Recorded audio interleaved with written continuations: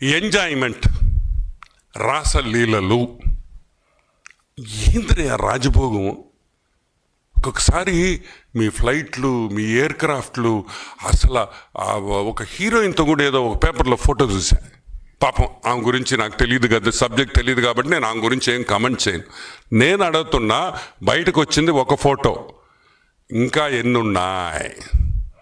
అసలు ఈరోజు సిట్టు విచారించాల్సిన విషయం ఏంటంటే, అసలు ఎన్ని ఎయిర్ క్రాఫ్ట్స్లో ఎంతమంది ఎక్కారు, ఎవరెవరు ఎక్కారు, చాలా చాలా విషయాలు ఈ ఒక్క సబ్జెక్టు కొంచెం లోతుగా పోతే ఎన్ని విమానాలు ఎన్నిసార్లు వాడారు, ఎన్ని ప్రైవేట్ ఫ్లైట్స్ వాడారు, దానికి ఎంత డబ్బులు కట్టారు.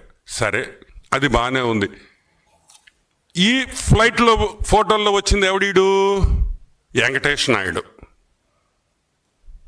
కోటీశ్వరుడు అనుకుంటున్నారా? వాడు కోటీశ్వరుడు అని మీరు అనుకుంటుంటే చాలా తప్పు. వాడు 4 లక్షల రూపాయలు ఇన్కమ్ ట్యాక్స్ కట్టాడు. ఎంత? 4 లక్షలు. అంటే వాడి ఇన్కమ్ ఎంత ఉంటుంది? ఒక 20 లక్షలు ఉంటుందా? లేకపోతే ఒక 25 లక్షలు ఉంటుందా? ఒక 30 లక్షలు ఉంటుందా? నాకు తెలిసి అంతే. సంవత్సరానికి ఎట్ట ఎక్కాడు రా వీడి ఫ్లైట్లో అని అడుగుతున్నాం. కారు కూడా లేదంట వాడు ఒంగోల్లో. వీడు ఒంగోల్లో నామినేషన్ వేస్తాడు.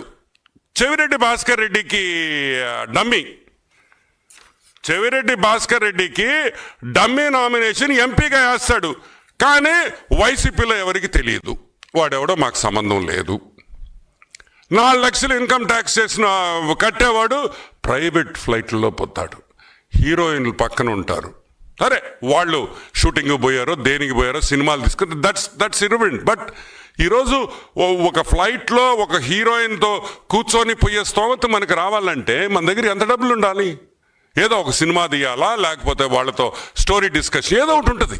నేనేం తప్పుగా మాట్లాడటంలే. ఇది నేను అనేది, ఎంత లగ్జూరియస్గా బతికారంటే మీ దగ్గర ఎంత డబ్బులుంటే మీరు బతకగలుగుతారు ఒక్కసారి ఆలోచించండి. ప్రజలకు చెప్తున్నా, ఆంధ్ర రాష్ట్రంలో తెలుగు ప్రజలకు చెప్తున్నాం, ఒక్కసారి ఆలోచించండి. సొంత ఫ్లైట్లో ఎక్కాడంటే, హీరోయిన్లు కూడా ఫ్లైట్లో ఉన్నారంటే ఎంత సంపాదన ఒక మనిషికి ఉండాలి? ఆయన ఏమన్నా బిజినెస్ మ్యాగ్నెట్టా? లేదు. సరే, అది పక్కన పెడదాం. నెక్స్ట్, నిన్న జగన్మోహన్ రెడ్డి గారు ఏం చెప్పాడు? లీగల్ సిస్టమ్, వైసీపీ లీగల్ సెల్ని ప్రతిష్టంగా చేయాలంట. దేనికే నడుతున్నాం? చేసిన దొంగ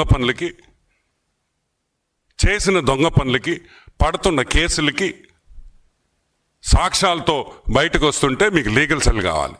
కానీ ఒక్క విషయాన్ని నేను జగన్మోహన్ రెడ్డిని మెచ్చుకుంటా. He's a great man, super. ఏం చేశాడు?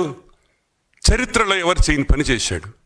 సొంత ఆఫీస్, వైసీపీ ఆఫీస్ మూసేసి ఏదో ఒక చిన్న రూమ్లో పెట్టి మొత్తం ఆఫీస్ బిల్డింగ్ ఎవరైనా లీగల్ సెల్కి ఇస్తారా? ఏడైనా విన్నారు మీరా? వైసీపీ ఆఫీస్ ఈరోజు లీగల్ సెల్ అంటే వైసీపీ ఆఫీస్లో ఒక రూమ్లో లీగల్ సెల్ పెడదాం. అవును కదా? ఏదైనా ఒక ఆఫీస్ అంటే ఏముంటుంది? ఒక లీగల్ సెల్కి ఒక రూమ్ ఉంటుంది. మా దగ్గర చాలా ఆఫీసులు ఉంటాయి. పైన ఒక్కొక్క విభాగానికి ఒక్కొక్క ఆఫీస్ ఉంటుంది, ఒక క్యూబికల్ ఉంటుంది. ఆఫీస్ ఖాళీ చేసేసి లీగల్ సెల్కి ఇస్తారు ఎవరైనా? దీన్ని బట్టి అర్థం చేసుకోవాలా, ఎన్ని తప్పులు చేశారు, ఎన్ని పాపాలు చేశారు, ఏ విధంగా మీరు దోచుకున్నారు. మీరు ఈ విధంగా భయపడుతున్నారు కాబట్టే ఈరోజు